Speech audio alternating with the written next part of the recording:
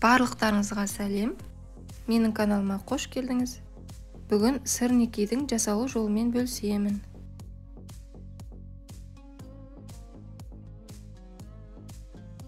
Сырникей жасау үшін бізге қажетті заттар: ірімшік,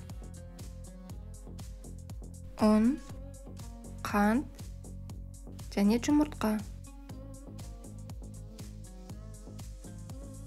Алдымен ірімшікті ыдысқа салып аламыз.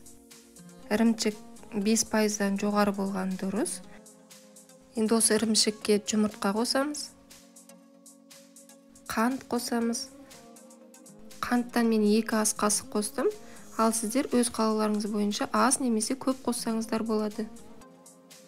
Енді шанышқының көмегімен жақсылап араластырып отырып езіп аламыз.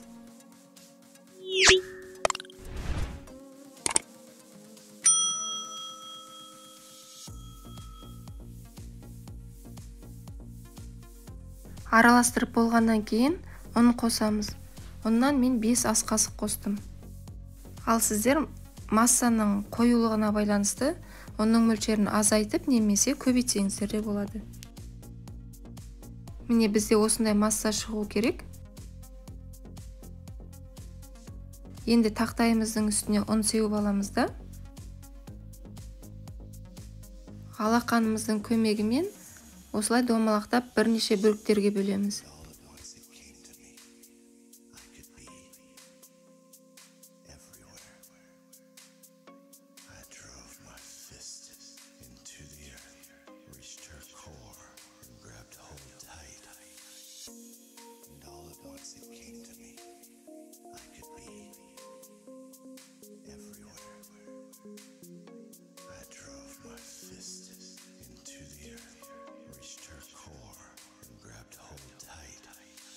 Барлығын осылай домалақтап алғаннан кейін сыртын ұнға аунатамыз.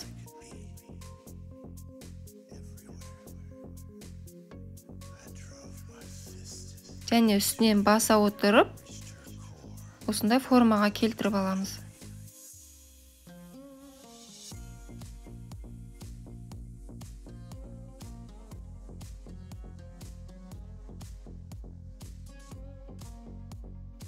Осындай болу қажет.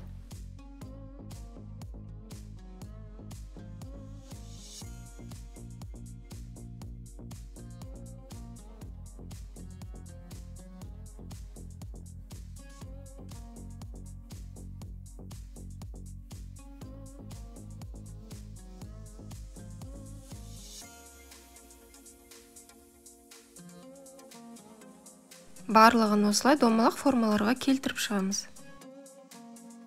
Енді осы дайын болған сырникейімізді мұздатқышта сақтауға да болады, немесе бірден дайындай берсек те болады.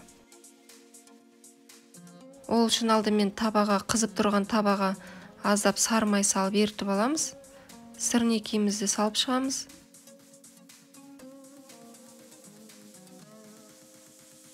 Асты қызарғаннан кейін бетін астына қарай аударамыз. Отымыз баяу болу қажет.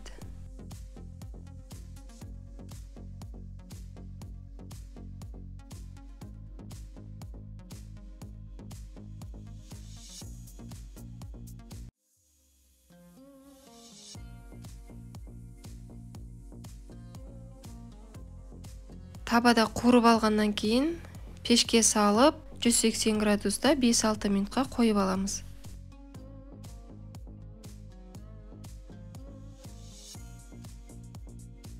Осымен сырникей дайын болды.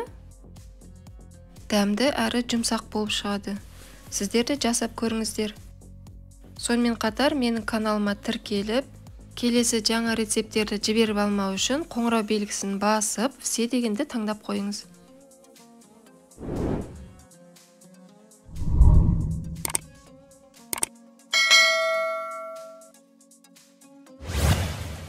Бұл менде құлпынай тосабы. Маған осылай сырникейді құлпынайдың тосабымен жеген ұнайды. Балмен жесек те болады, немесе қант ұнтағын сепсеңіздер де болады. Видеоны соңына дейін қарағандарыңызға рахмет. Барлықтарыңызға ас болсын.